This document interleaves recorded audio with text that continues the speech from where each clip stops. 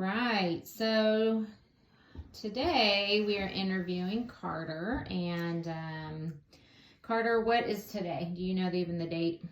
It's to Monday, 27th. Yep, April 27th. So how long have we been,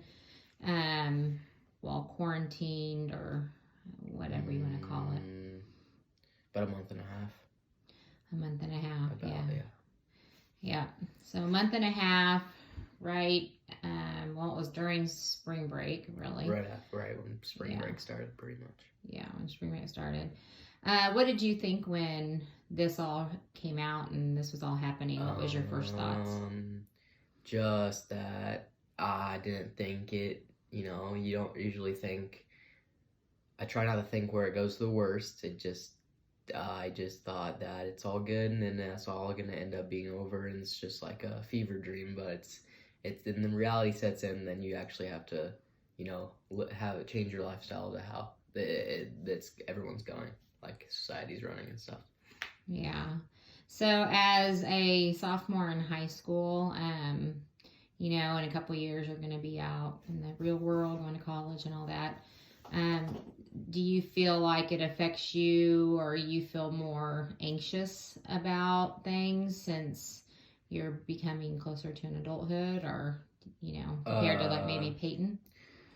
Definitely not as much as some seniors, and I don't know how this is going to affect the education system in terms of grades, but I think it doesn't really change how we're gonna because everyone's really being affected, so it's pretty much just like you're not gonna be at much of a disadvantage in terms of like you're like being successful at people at my age, but definitely seniors or people that have just gotten into college, I think it'd be hard for them because it's just you're starting out adulthood, but we definitely have multiple years to get to where we want to go. Yeah. But yeah. So this is all new. I mean, even when you're talking about like your high school teachers that have trying to figure out how to teach you guys virtually. Mm-hmm. Also, professors are somewhat doing that too. Yeah. So tell me, what is it like to go to school virtually?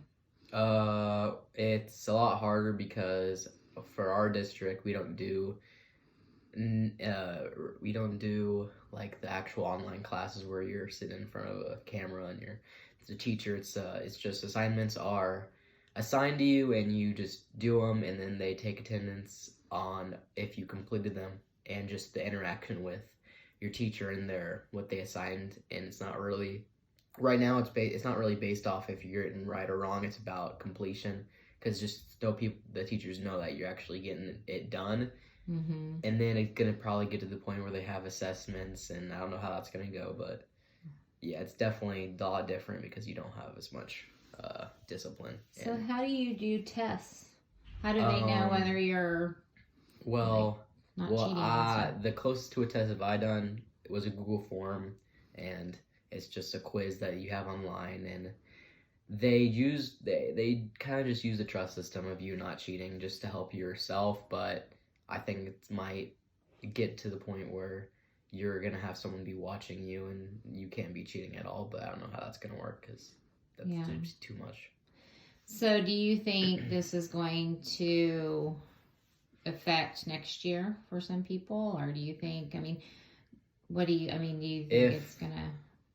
You didn't get enough credits to graduate, it would affect it, but it doesn't seem like we're retaking these days off. I think we're just gonna have a restart of a new school year if this stops during the summer. But if it's keep going during the summer, then next school year will definitely be different. Yeah. Do you think if we go back in the fall, do you think the school's going to be different? Do you think you think it's just going to be back to? Yeah, I think a lot of things will be different, but I think we'll just have to wait and see because nobody knows exactly how everything's going to change when life goes back to normal, because it's just, we'll have to see how everything plays out. So talking about like plan out and like, do you think, how do your friends, what are your friends saying? I know you seem to be pretty cool and calm, but what are your friends like?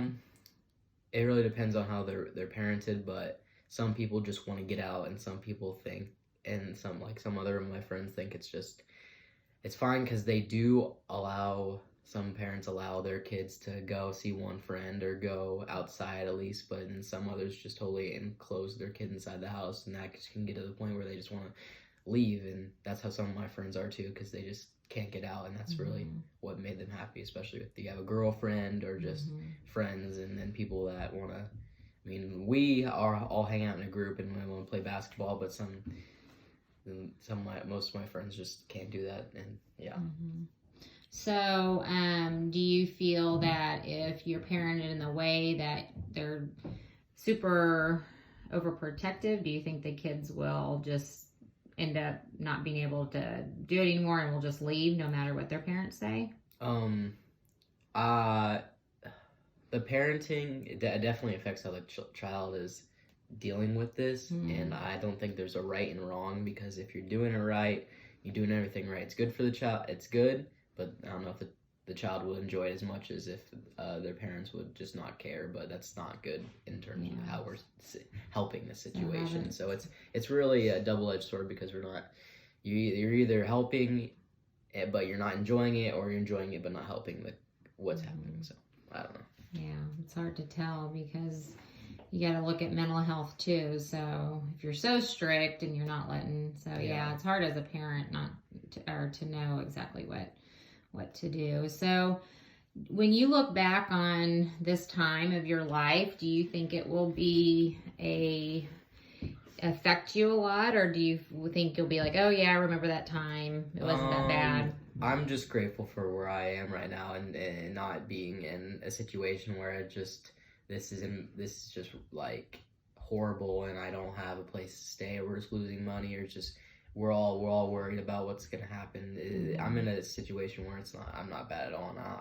When I think back, it's just gonna be a time where it was weird. It's just one of those events and thing where you just, we all went through it, and then it's a story to tell, I guess. I just hope that it's not gonna last as long as some people say it will. So so you look at people whose maybe parents have lost their jobs, or they're in areas where they really can't go outside because it's so dense in population. So those are people that are probably feeling more affected by it. And you're healthy, so that's a good thing. Do you feel scared for your health? Not me, but I just don't want to be a carrier or just give it to other people. And I feel if I do find symptoms of this on myself, then I would not even avoid it and keep inside and not try to so you would quarantine yourself. So you have been, what, other than just school and stuff, how has this changed your life the most? I mean, you're still able to work your job.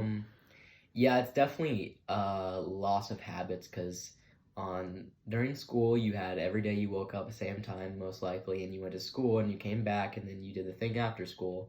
But now you have to make your own new habits with this, and then it's gonna get to where you have to just cancel those habits you just made for the last month or 2 or 3, and it's hard for people to gain habits, and especially for me, because it takes a lot of days after days where you get to force yourself or just practice these habits to the point where it's not hard for you to do it, because now it's with school, it's just it's hard for people to get up and sit down at the desk and focus on this stuff that they don't want to watch, they don't want to learn, because we're at home. We can, if you can play video games, do this, but you have to be accountable for yourself to get this stuff done. And I think that's what's hard for a lot of people, because self-discipline. Exactly.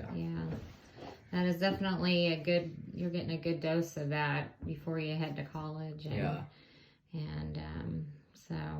Well, what do you want to tell, if you look back on this video in 10 years, what do you want to tell yourself? 10 years? Well, 26 years old.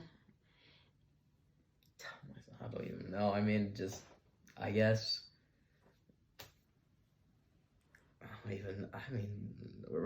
tell myself what's happening right now. Well, I think that,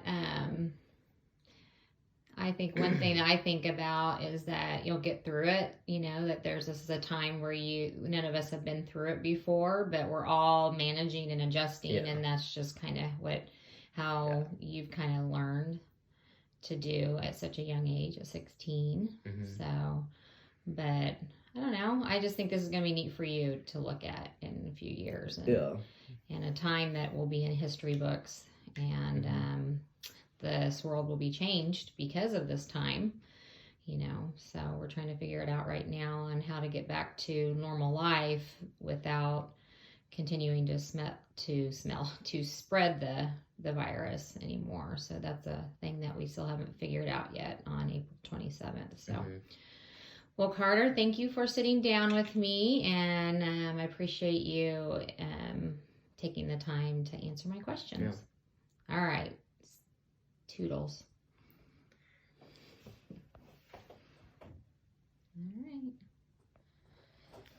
All right.